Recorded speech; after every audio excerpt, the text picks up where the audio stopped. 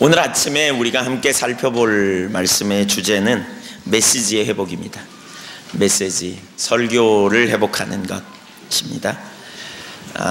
우리 신앙을 어떻게 회복할 것인가, 예배를 어떻게 회복할 것인가, 그리고 이제 설교가 어떻게 회복되어야 되는가 하는 부분들을 이어서 살펴봅니다.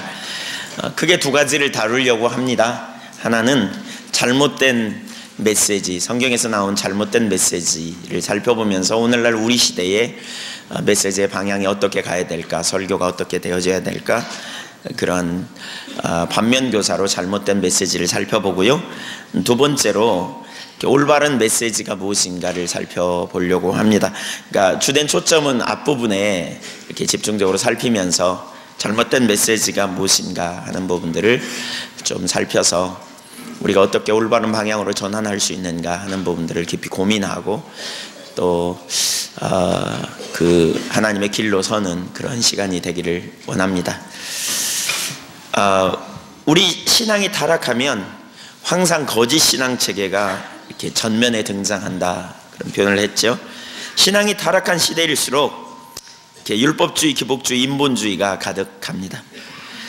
그런데 거짓 신앙과 아울러 같이 오는 것이 뭐냐면 이렇게 거짓된 메시지, 그러니까 여기 거짓이라는 표현으로 이렇게 되어 있는 거짓된 메시지입니다.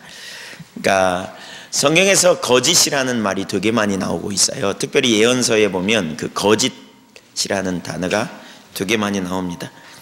그러니까 그 당시에 그 신앙이 타락하고 우리가 그 하나님을 떠나면 사회 전반에 걸쳐서, 그러니까 전반적인 신앙생활에 있어서 거짓된 메시지가 함께 이렇게 팽배되어 있다는 것이지요. 첫 번째죠. 하나님의 백성들이 거짓 신앙에 빠지면 거짓된 메시지가 팽배합니다. 대표적으로 오늘 주로 살펴보려고 하는 본문은 예레미야서를 주로 살펴볼 거고, 이사야서와 에스겔서를 또한 함께 볼 겁니다. 그러니까 예레미야 시대가 신앙이 타락했기 때문에 어느 시대보다도 거짓 신앙 체계가 가득합니다. 그리고 그 거짓 신앙 체계가 있는 상황 가운데서 거짓 메시지가 팽배했습니다. 그러니까 몇 구절만 봐도 금방 알 수 있습니다. 예레미야 5장 31절, 선지자들은 거짓을 예언하며 제사장들은 자기 권력으로 다스리며 내 백성은 그것을 좋게 여기니 그 결국에는 너희가 어찌 하려느냐. 6장 13절, 이는 다 그들이 가장 작은 자로부터 큰 자까지 다 탐람하며 선지자로부터 제사장까지 다 거짓을 행함이라. 8장 5절, 이 예루살렘 백성이 항상 나를 떠나 물러가면 어찌미뇨. 그들이 거짓을 고집하고 돌아오기를 거절하도다.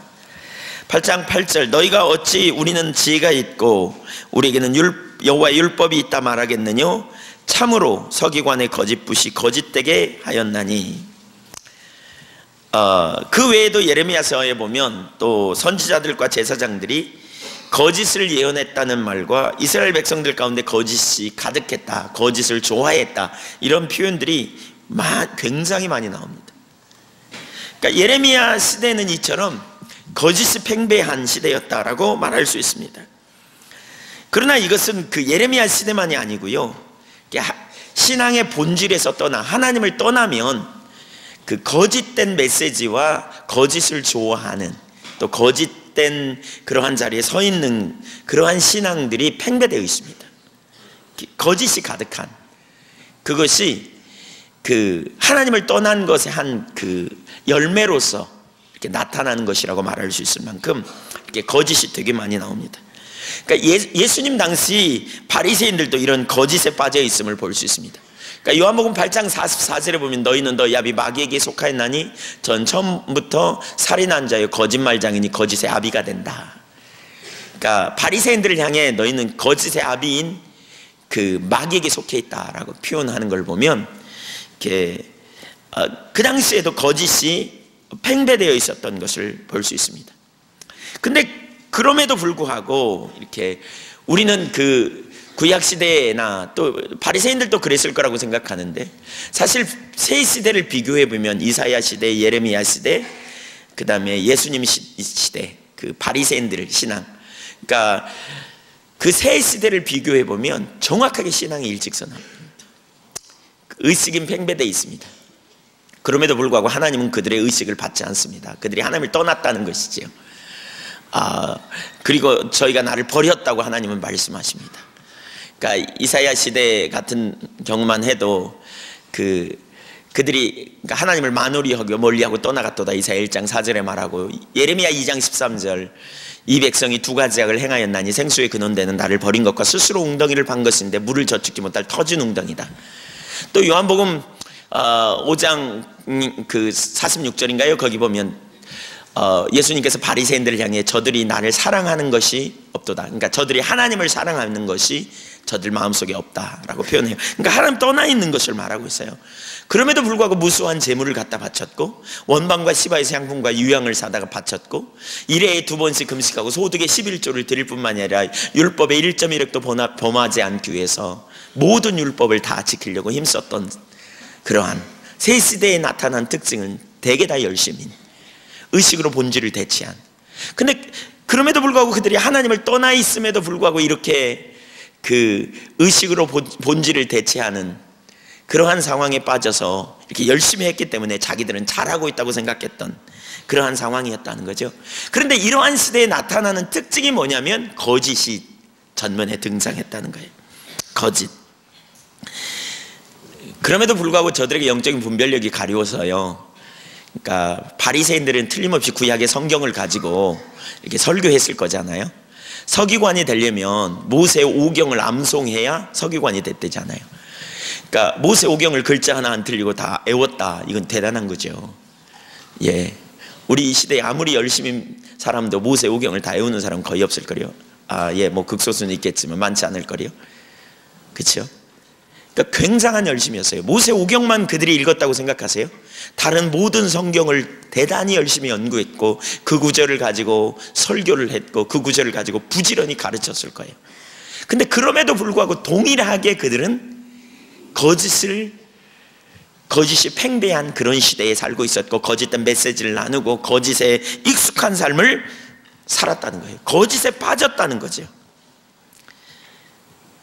그 문제가, 그러니까 거짓의 의미가 무엇인지를 올바로 몰랐기 때문에 사실은 그 의미가 어떤 것이었는가를 그들이 알았더라면 동일한 오류에 빠지지 않았을 거라는 거예요. 그래서 우리도 오늘날 그러한 오류에 빠지지 않기 위해서 거짓의 의미가 무엇인지를 살펴봐야 한다는 것이죠. 사실 이사야 시대, 예레미야 시대, 예수님 당시에 이러한 유대인들의 삶을, 유대인들의 신앙을 살펴보면 어쩌면 오늘날 우리하고 너무너무 이렇게 동일한, 이미 우리가 살펴봤잖아요. 그쵸? 의식으로 본질을 대체해서 그러다 보니까 예배가 타락되어 있고, 그러다 보니까 우리 이제 뒤에 나오겠지만 입술로는 하나님을 사랑한다고 말하고 있지만 흉내내고 있는 자리에 있는, 그러니까 본인들은 중심에 사랑한다고 말하지만 하나님은 그 행동의 소리를 들으신다라고 표현하시잖아요. 그렇죠? 그래서 자기들은 잘하고 있는데 하나님 보실 때는 전혀 엉뚱하게 이렇게 그들이 행하고 있는, 말씀을 이렇게 선포하기는 하고 말씀을 이렇게 나름대로 가르치기는 하지만 그 삶의 실제는 없는, 그래서 외식하는 자리에 서 있는, 이제 이런 모습들이 그들 삶에 팽배되어 있었다고 말하고 있는 것이지요. 두 번째, 거짓의 의미. 뭐가 거짓일까? 성경에서 말하는 거짓의 의미가 무엇인가요? 선포된 메시지와 관련해서 거짓의 의미를 좀 살펴보기를 원합니다. 그러니까 이런 수많은 거짓의 의미가 있는데 사실 예레미야 시대에 이 수많은 거짓의 특징들이 다 나타나거든요. 근데 선포된 메시지와 관련된 거짓의 의미를 좀 더 살펴보면, 그러니까 몇 가지 살펴보면, 첫째, 교리적으로 잘못된 것. 하나님이 주시지 않았는데 하나님이 주셨다고 말하는 것은 당연히 거짓입니다. 거짓말하는 거죠. 그러니까 하나님께서 주시지 않은 메시지를 말하는 것은 말할 것도 없이 잘못된 것이지요. 예레미야 14장 14절에 보면 이렇게 표현합니다. 여호와께서 내게 이르시되 선지자들이 내 이름으로 거짓 예언을 하도다. 나는 그들을 보내지 아니하였고 그들에게 명령하거나 이르지 아니하였거늘 그들이 거짓 계시와 점술과 헛된 것과 자기 마음의 거짓으로 너희에게 예언하는도다. 그러므로 내가 보내지 아니하였어도 내 이름으로 예언하여 이르기를 칼과 기근이 이 땅에 이르지 아니하리라 하는 선지자들에 대하여 여호와께서 이와 같이 말씀하셨노라. 그 선지자들은 칼과 기근에 멸망할 것이다. 에스겔 시대에도 그렇습니다. 13장 6절 이하, 여호와께서 말씀하셨다고 하는 자들이 허탄한 것과 거짓된 점괘를 보며 사람들에게 그 말이 확실히 이루어지기를 바라게 하거니와 그들은 여호와가 보낸 자가 아니라 너희가 말하기는 여호와의 말씀이라 하여도 내가 말한 것이 아닌즉 어찌 허탄한 묵시를 보며 거짓된 점괘를 말한 것이 아니냐. 그러므로 주 여호와께서 이같이 말씀하셨느니라. 너희가 허탄한 것을 말하며 거짓된 것을 보았은즉 내가 너희를 치리라. 주 여호와의 말씀이니라. 에스겔 시대나 예레미야 시대에 어떻게 해요? 거짓 예언으로 저들에게 거짓된 소망을 주었다는 거죠. 거짓된 소망을 줬어요. 그러니까 올바르지 않은, 하나님이 주시지 않은 그러한 메시지를 선포했다는 거예요. 하나님이 주시지 않은 예언을 하나님의 말씀이다 라고 말하면서 저들에게 거짓된 그런 소망을 갖게 했다는 거죠. 하나님이 주시지 않은 것, 이건 거짓입니다. 두말할 필요도 없이. 왜곡해서 선포되는 메시지도 거짓입니다.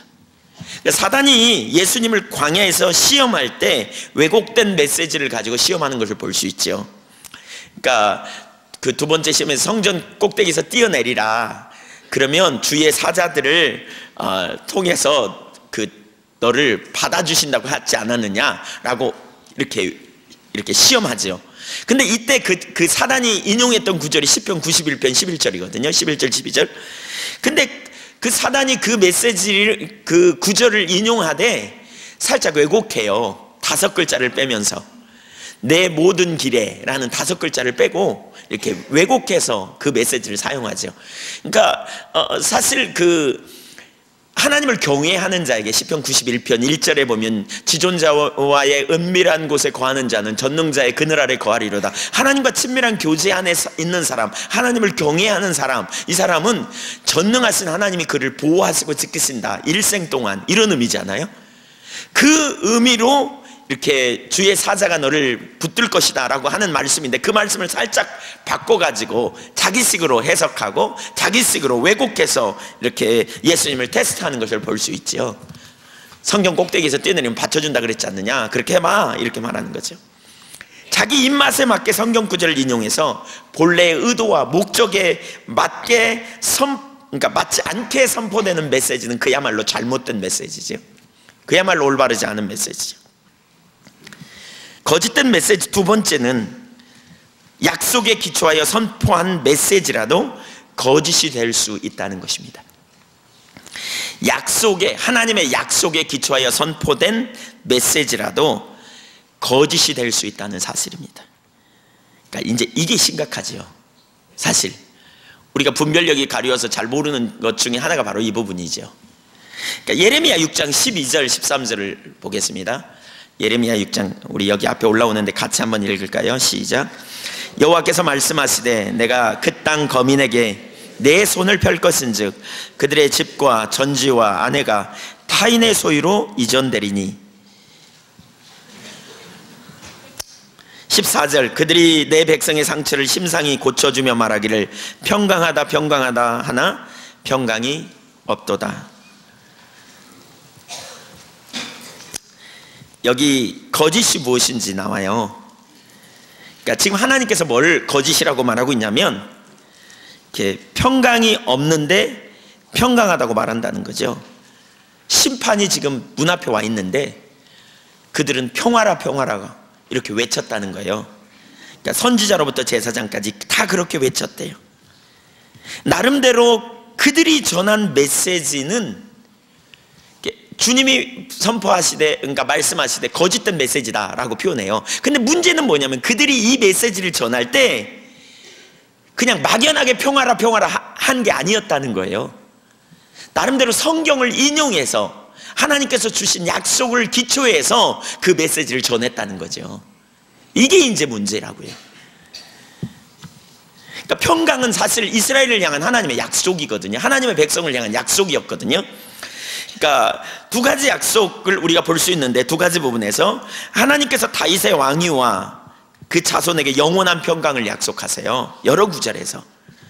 또 하나님께서 하나님의 성전에 하나님의 이름을 영원히 두시겠다고 약속하신 거죠.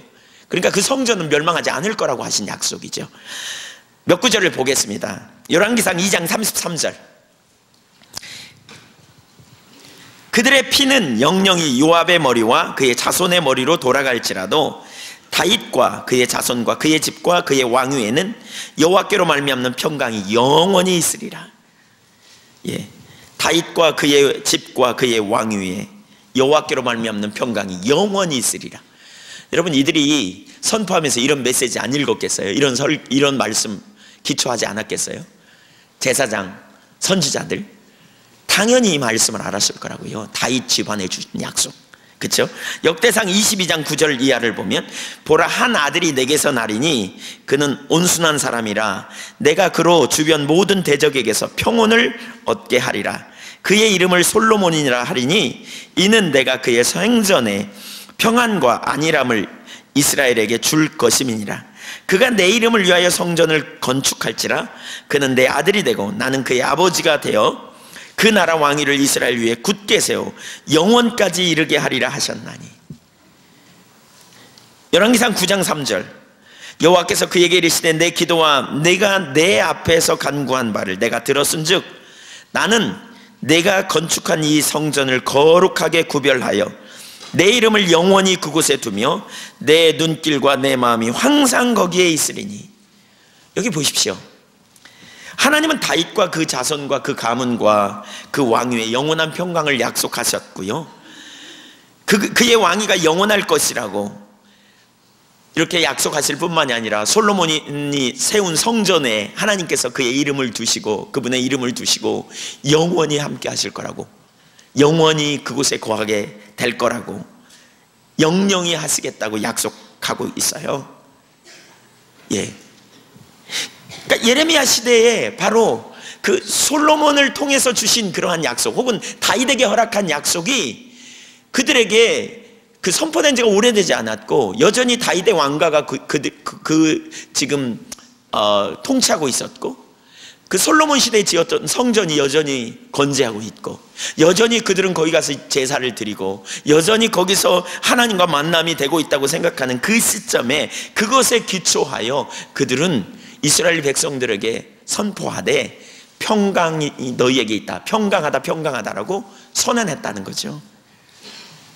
그러한 이해를 가지고 있어서 이스라엘 일부 백성들이 이미 포로로 잡혀간 상황에도 불구하고 하나님께서 예레미야를 통해서 선포하신 그 심판이 부분적으로 성취되고 있음에도 불구하고 오히려 그들은 그것을 깨닫지 못했을 뿐만 아니라 포로로 잡혀간 사람들이 돌아오게 될 거라고 예언하는 그런 오류를 범했다는 거죠. 그들은 약속의 기초에서 그들에게 평강이라고 선포했는데도요, 하나님은 거짓이라고 이렇게 말씀하고 있다는 거죠. 실상은 심판이 문 앞에 와 있는데 그 평강을 외친 것에 대해서 거짓이라고 말하고 있는 거죠. 뭐가 문제예요? 영적인 분별력이 가리워져서 그래요. 분별력이 가리워져 있어요. 사실 오늘날 이런 관점으로 본다면 우리가 선포되는 메시지, 거짓된 메시지 되게 많을 수도 있어요. 의식으로 본질을 대체하고 하나님의 관점에서 볼 때 하나님을 떠나 있음에도 불구하고, 우리는 어느 가정에 신방 가서 또는 우리가 공예배에서 설교할 때 시대적인 상황을 보면 돌이켜야 될 상황임에도 불구하고 위로의 메시지, 축복의 메시지를 전하면서 이렇게 우리는 잘하고 있는 것처럼 이렇게 메시지를 전파한다면 어쩌면 하나님 관점에서 그것이 거짓의 메시지가 아닐지, 하나님이 그렇게 말씀하실 수 있다는 사실을 우리는 보아야 됩니다. 세 번째, 거짓된 메시지의 출처. 그럼 거짓된 메시지가 어디서 오는가? 거짓된 메시지가 어디서 오는가? 그러니까 거짓된 메시지를 전하는 이유라고 말할 수 있죠. 첫째, 그러니까 그 세 번째, 첫 번째, 영적 분별력이 가리웠기 때문입니다. 사실 하나님을 떠나면 영적 분별력이 가리우고요, 영적 분별력이 가리우면 거짓된 메시지를 전할 수밖에 없어요. 그러니까 약속을 가지고 선포했는데 왜 그것이 거짓이었는가? 그들은 자기들의 신앙을 하나님의 관점에서 보는 눈이 없었기 때문입니다. 자기들의 관점에서 이해하면서 자기들의 신앙에 문제가 없다고 생각하기 때문입니다. 그 당시 선지자들과 제사장들의 메시지가 거짓이었는가를 이해하기 위해서 그들의 관점과 하나님의 관점을 다시 한번 살펴볼 필요가 있어요. 그러니까 우선 유대인들의 관점, 그 당시에 선지자들의 관점은 그런 거죠. 성경에서 하나님은 다윗의 자손에게 놀라운 평강을 약속하셨고, 그 약속하신 모든 것들을 지키시는 신실하신 하나님이신 것을 그들은 알았다니까요. 예, 레위기 23장 19절에 보면 하나님은 그 인간이 아니시니 후회하지 아니하시고 말씀하신 바를 실행치 아니하시는 분이 아니라는 거죠. 하나님 반드시 말씀하시는 분이심을 그들은 알았어요. 신실하신 하나님. 그러므로 그 약속들에 근거하여 그 당시 선지자들과 제사장들이 평강을 외치는 것은 지극히 성경적이었다고 말할 수 있어요. 그리고 이스라엘 백성들은 그 메시지를 당연히 하나님이 주신 것으로 받아들이는, 거기에 아무런 이의를 제기할 사람이 없었을 거라고요. 그것이 그 당시에 이스라엘 백성들과 제사장들이 가지고 있었던 이해라고요. 그래서 예레미야를 통해 선포된 강력한 경고, 하나님의 심판이 이미 부분적으로 열매를, 그러니까 나타나고 있음에도 불구하고 그들은 그것을 전혀 깨닫지 못했어요. 왜냐하면 하나님의 관점에서 자신들의 상황을 못 봤기 때문이에요. 사실 영적 분별력은 하나님의 관점이라 그랬잖아요. 하나님의 관점으로 우리 자신을 보고, 하나님의 관점으로 환경을 보고, 우리의 신앙을 보는, 우리의 처지를 인식하는, 이러한 영적 분별력이 없을 때 심각한 상황이죠. 영적인 분별력이 가려우면 정답은 많이 말해. 성경을 나름대로 잘 알아. 그리고 그 구절을 붙들고 우리는 괜찮다고 생각해요. 실상 하나님의 관점이 안 보이니까요. 뭐가 문제인지가 안 보이는 거죠. 그러니까 의식으로 본질을 대체하는 신앙의 본질이 없을 때 궁극적으로 하나님과 살아있는, 인격체 대신 하나님과의 살아있는 실제적인 교제 가운데 서지 않으면 우리는 하나님의 수많은 약속도 이론에 불과할 뿐만이 아니라 그 약속을 가지고 선포되는 메시지를 가지고 능력이라고 생각하는 자체가 올바르지 않다니까요. 실제 하나님의 관점에서 이것을 좀 이해해 보시자고요. 이 문제를. 제사장과 선지자들의 메시지가 왜 거짓이었는가. 먼저 하나님께서 다윗의 자손에게 영원한 평강의 나라를 약속하신 것은 사실이지요. 그러나 하나님의 모든 약속은 하나님의 백성이 하나님과 함께할 때에만 이루어집니다. 하나님의 약속은 보증이 아니라 초청입니다. 그러니까 하나님의 약속이 성취되는 과정을 봐도 우리가 이 부분을 분명히 알 수 있습니다. 그러니까 사실 이스라엘 백성들이 애굽에서 종살이 할 때도 60만 명이 가나안에 들어갈 거라는 약속을 받았습니다. 근데 그 가나안에 들어간 사람은 단 2명에 불과합니다. 그렇죠? 사울에게도 하나님께서 영영이 왕노릇 하려고 하는 계획을 가지고 있었다라고 사무엘상 13장 13절 이하를 보면 말하고 있습니다. 그러나 이제 그렇게 하지 않겠다. 그래서 우리가 너무나 다 아시는 바 같이 사울을 폐하시고 하나님의 마음에 맞는 다윗을 세우셨습니다. 사무엘상 2장 30절에도 보면 하나님께서 엘리 제사장이 이렇게 말합니다. 내가 전에 너의 집안에게 약속하기를 영영이 너희 집안이 나에게서 나를 위한 그러한 제사장을 하게 될 거다. 그런데 이제 그렇게 하게 하지 않으리라 라고 말씀합니다. 실제로 엘리 제사장 집안은 쑥대밭입니다. 예루살렘 성전에도 그런 약속이 있어요. 그러니까 신명기 12장 5절 이하에 보면 오직 너희 하나님 여호와께서 자기의 이름을 두시려고 너희 모든 지파 중에서 택하신 곳인 그 계실 곳으로 찾아 나아가서 너희의 번제와 너희의 제물과 너희의 11조와 너희 손의 거제와 너희의 서원제와 낙헌제물과 너희 소와 양의 처음 난 것들을 너희는 그리로 가져다가 드리고 거기 곧 너희의 하나님 여호와 앞에서 먹고 너희 하나님 여호와께서 너희의 손으로 수고한 일에 복 주심으로 말미암아 너희와 너희의 가족이 즐거워할지라. 성전에 약속이 있는 거죠. 그 하나님이 이름을 두신, 자기 이름을 두시려고 건축한 그곳 대신 그곳으로 찾아가서 하나님 앞에 그렇게 즐거워하라. 하나님 그곳에서 놀라운 축복을 주시겠다는 거죠. 근데 그 성전을 복주시겠다고 하신 성전이라도 하나님의 백성이 본질에서 떠나면 그 성전을 파괴하실 것이라고 또한 약속하고 있어요. 예언하고 있어요. 열왕기상 9장 1절 예를 보면 이렇게 표현해요.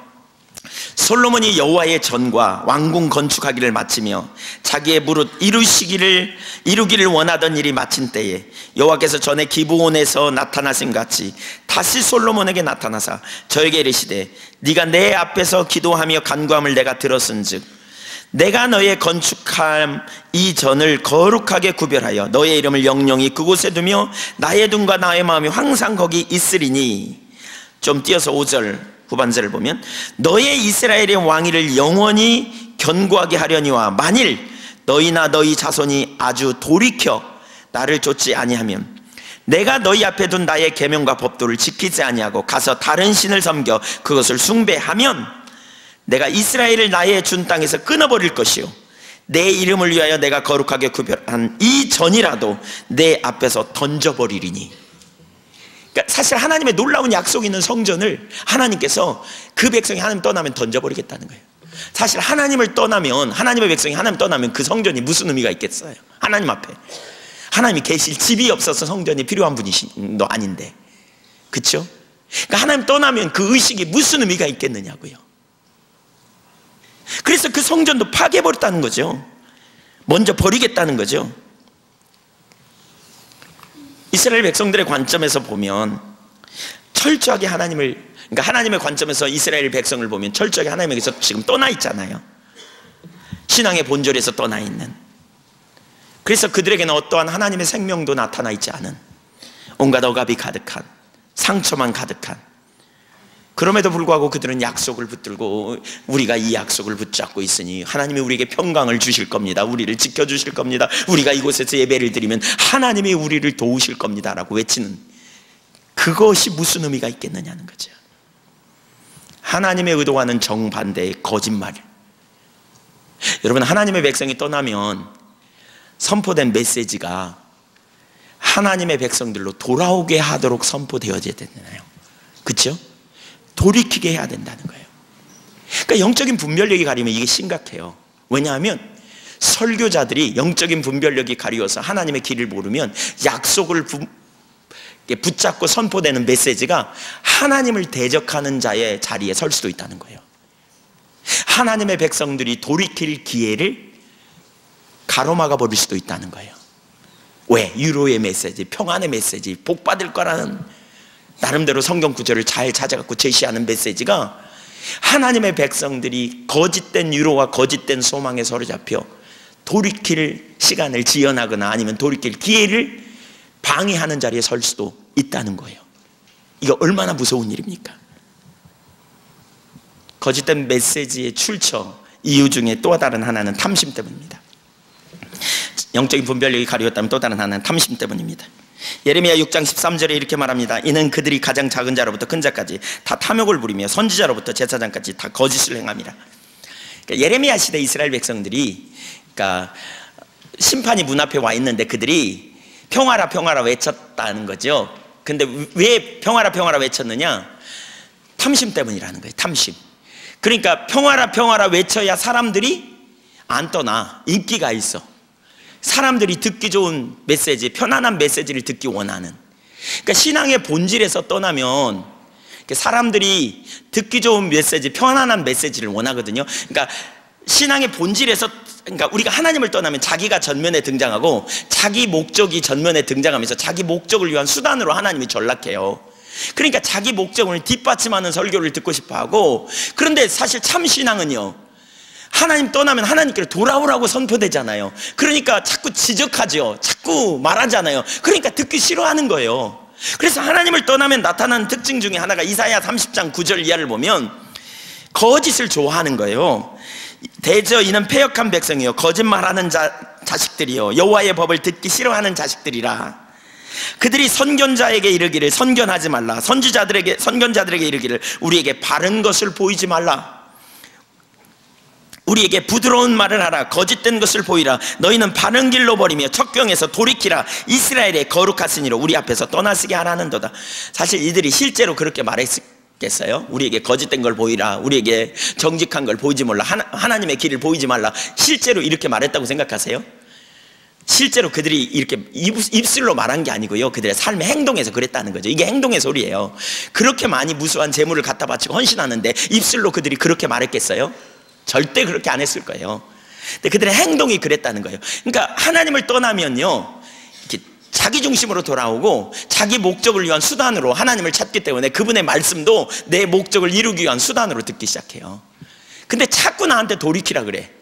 내 목적이 여기가 있는데, 내 관심사가 여기 있는데 자꾸 돌이키라 그래. 그러면 우리 안에 있는 아담적인 본성, 아담이 타락한 이후에 나타난 본성 중에 하나가 뭐냐면 자기 변호잖아요. 자기 변호. 너 왜 따먹었어? 그러니까 당신이 준 저 여자 때문입니다. 자꾸 핑계대는, 이게 다 변호사의 음성이죠. 여기 부정직한 게 여기서 나와요. 이게 이제 열심히 활동하기 시작해요. 벌써 자기 중심으로 돌아가면 변호사가 열심히 활동합니다. 그래서 딱 변호합니다. 이렇게 방어하는 거죠. 여기 딱 설교 하려면 해봐, 이렇게 다 막는 거죠. 이렇게 정직한 걸 보이지 말라, 이런 거죠. 근데 자꾸 하면 듣기 싫으니까 이렇게 딱 치죠. 그래서 들은 채도 안 해. 오늘날 많은 사람들이 설교 들으면서 그러거든요. 사실 말씀대로 누가 살아? 그러니까 아이고 왜 나만 갖고 치는 거야, 뭐 이렇게. 이게 다 변호사에서 나온 거죠. 이렇게 하나님 떠나면 이게 나와.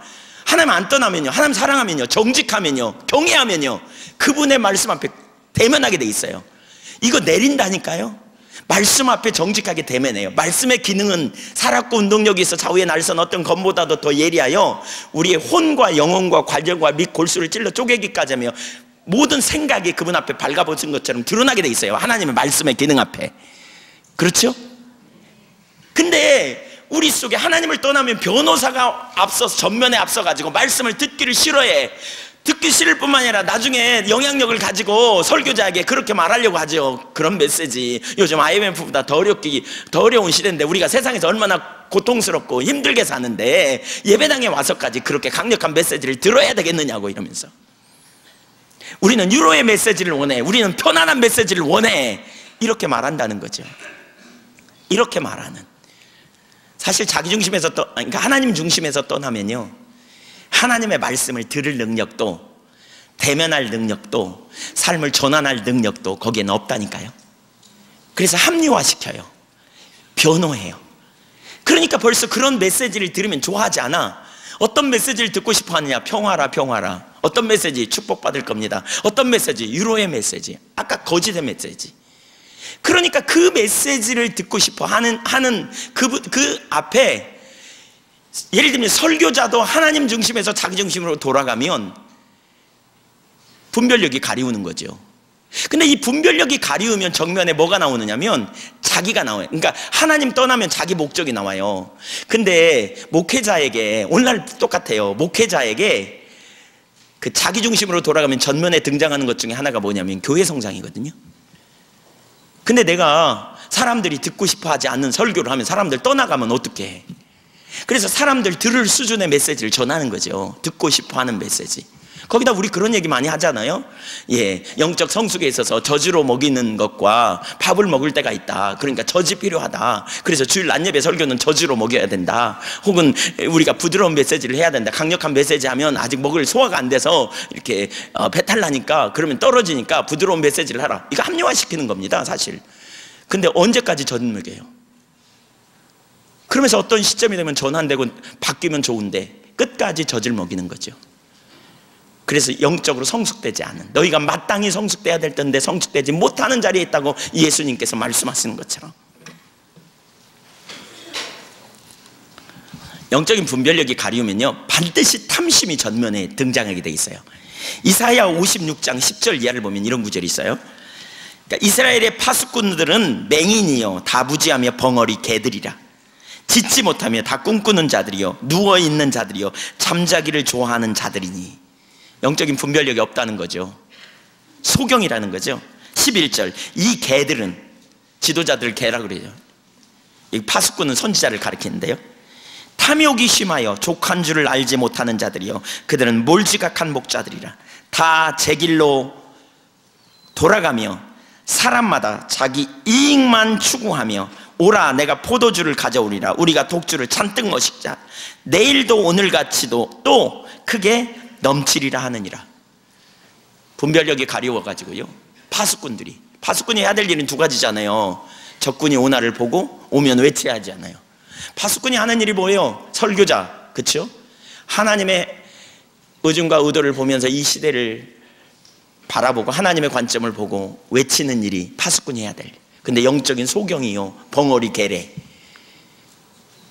근데 그 중심에 탐욕이 있어. 그래서 어떻게 해요? 사람들과 함께 즐기는 거죠. 포도주를 잔뜩 먹고 취하자. 내일 또 풍성하리라. 계속 평안이 있고 계속 풍요케 될 거다. 이렇게 말했다는 거예요. 이사야 시대 지도자들이.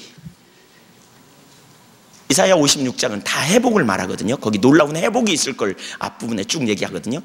그런데 여기 9절 이하를 보면, 8절 이하를 보면, 9절 이하를 보면 심판받을 자들이 있다. 그게 뭐냐? 지도자들이라 이렇게 표현해요. 너무너무 두려운 일이야. 하나님을 떠날수록 자기중심적이고요, 자기중심적일 때 나타나는 특징이 자기 목적을 위해 살면서 자기를 변호해요. 합리화해요. 말씀을 정직하게 듣고 싶어 하지 않는다고요. 죄를 지적하는 설교를 듣고 싶어 하지 않고 바른 설교를 그러기 때문에 하기가 쉽지 않은 거죠. 그래서 그런다니까요. 우리가 교회에서라도 위로받아야지. 세상에서 지치고 눌리고 세상에서 억압이 가득한데, 틀린 말이 아닐 수도 있어요. 교회에서 위로를 받는 것은 필요해요. 근데 지금 진정한 위로가 뭐냐, 그쵸? 잘못되고 있는데, 그쵸? 아니 뱃속에서 암덩어리가 가득한데 병원에 갔더니 잘 될 겁니다, 평안합니다, 예, 이제 괜찮아질 겁니다, 이렇게 말하면 돼요? 안 되잖아요. 그쵸? 그게 진정한 위로입니까? 그러니까 진정한 위로가 뭐예요? 근본적으로 돌이켜야 되는 거잖아요. 이런 시기에 목회자들이 달아가기 쉽다는 거죠. 지도자들이 특별히 경외하는 마음이 없으면. 그래서 신앙의 본질에 있지 않으면, 하나님을 경외하는 자리에 서지 않으면, 그러니까 하나님과 친밀한 개인적인 교제에 있어야 우리가 하나님께 전부를 걸고 하나님이 주시는 말씀을 나눌 때, 하나님의 관점으로 증거될 때에 반드시 그 교회는 전환될 거라고요. 그러니까 목회자들이 되게 중요하죠. 사실 설교자들이 중요해요. 저를 포함해서 우리 모두가. 여러분, 사실 하나님의 백성들이 세워지는 것은 올바른 설교를 통해서 교회가 근본적으로 전환될 때, 하나님께서 당신의 생명으로 운행하실 때, 당신의 능력의 역사들이 나타날 때, 그 생명의 징조들이 나타날 때 주님의 교회는 반드시 성장한다고 저는 확신합니다. 거기 치유가 있고, 거기 회개가 있고, 거기 하나님의 기준이 보이고, 거기 놀라운 역사가 나타날 때 근본적으로 주님의 교회가 세워지게 될 거라니까요. 오늘날 이 시대에 얼마나 설교가 타락되어 있는가, 얼마나 옆으로 가 있는가. 우리는 하나님 앞에 정직하게 직면해야 합니다. 우리는 복음 앞에 정직하게 직면해야 합니다. 그 뒷부분에 있어요. 우리가 전해야 될 메시지가 있는데 그건 하지 않겠습니다. 간단히 언급하면 우리가 전해야 될 메시지 두 가지로 우리가 생각해 볼 수 있어요. 그러니까 신앙의 본질입니다. 하나는 부지런히 신앙의 본질을 전해야 합니다. 우리가 하나님을 알고 사랑하되 하나님이 우리의 유일한 값진 진주되는, 값진 보화가 되는, 그분이 우리의 목적이 되고 그분이 우리의 주인이 되고 우리가 그분의 통치 가운데 들어갈 때 그분의 생명이 우리 가운데 넘치는 삶에 대하여 우리는 부지런히 전해야 합니다. 하나님을 알기를 전해야 합니다. 하나님이 어떤 분이고 우리가 그분의 주권 아래 있을 때 있을 생명의 역사들을 우리가 나누어야 합니다. 또 다른 하나는 예수님만이 우리의 유일한 의가 되는 삶을 우리는 나눠야 합니다. 사실 이 시대에 심각하게 가려워진 한 가지는 십자가의 복음이 가려워졌습니다. 십자가의 복음이 가리웠기 때문에 사람들은 자기 자원으로 살려고 합니다. 여전히 죄책감과 여전히 심각한 문제 가운데 눌려 있음을 볼 수 있습니다. 자기 자원을 의존하고 자기 자원을 가신하고 자기 생각과 자기 방법대로 살아가는 사람들이 얼마나 많이 있는지 모릅니다. 예수님이 우리의 유일한 의가 되는 삶, 우리가 그 삶으로 가야 합니다. 저 개인적으로 제 얘기를 잠깐 언급하면, 저도 11조 설교 잘 못했습니다. 주일날 낮에는 부드러운 설교, 부드러운 메시지를 전하는 이런 쪽 많이 했습니다. 그러나 제 마음속 한편에는 하나님을 경외함이 있었습니다. 어느 날 새신자가 한 명 왔거든요. 근데 그 새신자가 누구냐면 제가 전에 섬기던 교회 성도였어요. 거기 같이 섬겼던 그 성도가 광주로 이사 왔고, 제가 광주로 이사 오자 이 교회로 오겠다 그래서 왔거든요. 근데 이제 그분이 그 토요일 날 이제 오겠다고 말해서 제가 토요일 날 신방을 하고 내일부터 오기로 되어 있었습니다. 근데 그 다음 주일 새벽에 엎드려 기도하는데 하나님께 저에게 너무나 분명하게도 주일 설교를 바꾸라고 그런 감동을 아주 강하게 주셨어요. 그게 뭐냐면 11조에 대해 설교하래요. 근데 그분이 11조 때문에 시험 들었던 분이거든요. 제가 되게 갈등했습니다. 해야 되나 말아야 되나. 그런데 너무나 감사하게도 그 순간 은혜로 제가 하나님을 경외하는 자리에 있었던 시간이었습니다. 그래서 내가 사람을 기쁘게 하랴 하나님을 기쁘게 하랴, 사람을 좋게 하랴 하나님을 기쁘게 하랴. 그래서 11조를 설교했습니다. 11조에 대해서 전했습니다. 사실 하나님께서 하라고 주실 때는요, 설교 준비 많이 필요 없잖아요. 거의 5분 만에 설교 준비 끝나잖아요. 그냥 쫙 어떻게 해야 될지 보여서 거기 엎드려서 적어가지고 주보를 바꾸고, 그리고 11조에 대해 설교했습니다. 그분이 예배당에 앉아있더니 슬그머니 아기를 데리고 유아실로 갔습니다. 제가 그분의 행적을 쳐다보면서 설교했습니다. 저분 가면 어떻게 하나. 그랬더니 그분이 유아실에서 이렇게 듣는지 안 듣는지 잘 안 보이더라고요. 그 다음날 주일날 가고 월요일날 전화 왔습니다. 목사님, 옛날 교회로 가야 될 것 같아요. 제가 하나님 앞에 되게 많이 회개했습니다. 제가 사람의 눈치 본 거 용서해달라고. 그 몇 주 후에 주일 낮예배 설교와 밤예배 설교가, 제가 이렇게 낮예배는 부드러운 메시지, 밤예배는 하나님의 기준을 강하게 제시하는 메시지였습니다. 근데 그날 새벽에도 엎드려 기도하는데 낮예배와 밤예배를 바꾸라고 그러시는 것 같았어요. 근데 그날 밤예배 설교 제목이 뭐였냐면 하나님의 집에 완악한 사람들이라는 제목이었어요. 완악한 사람은 세상 밖에 있는 게 아니라 말씀을 듣고 삶이 안 변화한 사람이 완악한 사람이다, 이런 설교였습니다. 메시지 분위기가 벌써 강하지 않습니까? 그날 낮에 설교는 아주 부드러운 메시지였어요. 생전 안 오다가 그날 어떤 한 분이 딱 왔어요. 예. 어디서 왔는지 모르지만, 예, 숫자 변하잖아요. 그 당시에 한 20-30명 모였는데, 그러니까 한눈에 들어와요. 제가 설교를 하면서 저분 안 다쳐야 될 텐데, 그리고 보고 열심히 설교했습니다. 열심히 설교했습니다. 근데 설교 시작한 지 3분도 안 돼서 고개를 숙이더니 다시는 안 들었습니다. 끝날 때까지. 끝나고 나서 이제 그때까지 나가지는 못하고 이제 제가 나가서 악수하려고 서 있었더니 찬바람이 쌩하게 지나갔어요. 그래서 어디서 오셨어요? 그랬더니 그냥 한번 와봤어요. 그리고 그냥 마음이 많이 낙심되더라고요, 그 당시에. 근데 그 다음 주에 또 온 거 있죠. 그래서 어떻게 왔냐 그랬더니 하나님께서 넌 그 교회 가지 않으면 살 길이 없다 그러셨다고. 그때부터 제가 알았어요. 하나님께서 부드러운 메시지가 아니고 당신의 기준을 전하더라고. 거기에 근본적으로 생명이 있음을, 거기에 근본적으로 열매가 있음을 보았어요. 그래서 지금은 못 전할 메시지가 아무것도 없는. 사실 그렇더라고요. 주님이 붙이셨다면, 제가 섬기는 예한교회에 어떤 사람이 제가 전하는 설교를 못 들어서 교회를 떠날 거면 그건 예한교회 지체 아니라고 봅니다. 하나님 붙이셨다면, 여러분 새신자들은 못 들을 것 같지만 절대로 그렇지 않아요. 새신자들도 신앙이 그런가 보다, 그리고 오는 거예요. 그냥, 예, 그게 원래 신앙생활인가 보다, 그리고 그냥 가는 거예요. 그냥 우리가 부드러운 여러분 그건 올바른 이해가 아니어서 그렇습니다. 초대교회 전했던 메시지, 예수님이 전했던 메시지를 보십시오. 얼마나 강력했는지. 수많은 사람들이 예수님 따라다니는데 너희 중에 나를 따라오르든 너희 전토나 부모나 처자나 심지어 자기 목숨까지 미워하지 않으면 나 따라오지 마, 이렇게 말하지. 그게 예수님의 메시지. 우리가 주님 앞에, 제가 메시지를 강하게 해야 된다는 말이 아니고 하나님의 기준에서 떠나 있는 현실에 하나님의 기준을 가감없이 전할 수 있는, 하나님 앞에 정직하게 서는 설교자, 거짓이 팽배된 오늘날 현실 가운데 우리가 어떤 자세로 서야 될지를 깊이 고민하고 깊이 갈등하고 주님 앞에 통하고 우리 자신을 세우는 그런 설교자들이 되어야 되겠다고 하는 것입니다. 교회가 그렇게 회복되기를 간절히 소원합니다. 기도하겠습니다.